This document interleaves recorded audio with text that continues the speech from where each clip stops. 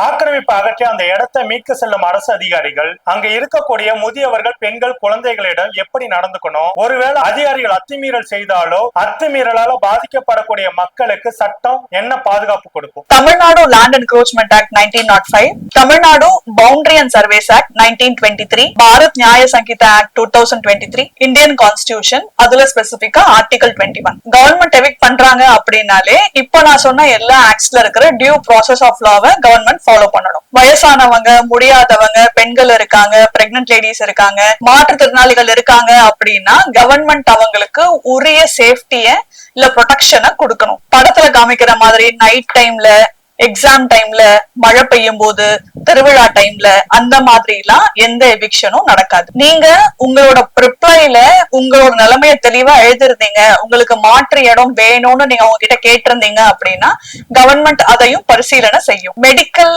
சம்பந்தப்பட்ட safety measures எல்லாமே ரெடியா வச்சிருப்பாங்க. ஆம்புலன்ஸ் இருப்பாங்க, விமன் ஆபீசர்ஸ் இருப்பாங்க. ஏதாவது ஒரு சின்ன பிரச்சனை அப்படின்னா அவங்க எல்லாருமே கூட இருப்பாங்க, உங்களுக்கு ஹெல்ப் பண்ணுவாங்க. இன்கேஸ் இப்ப நான் சொன்ன ஏதாவது வயலேட் ஆயிருந்தது அப்படின்னா நீங்க கோர்ட்ல ரிட் ஃபைல் பண்ண முடியும். National human rights commission, state human rights commission இருக்காங்க நமக்கு ஹெல்ப் பண்றதுக்கு.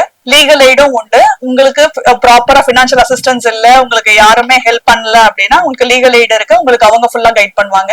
Thangappan versus state of Tamil Nadu அப்படிங்கிற கேஸ்ல ரொம்ப தெளிவா நீங்க கவர்மெண்ட் லேண்ட யூட்டிலைஸ் பண்ணக்கூடாது, என்க்ரோச் பண்ணக்கூடாது அப்படிங்கறத ரொம்ப ஸ்ட்ராங்கா ரெக்கமெண்ட் பண்ணிருக்காங்க.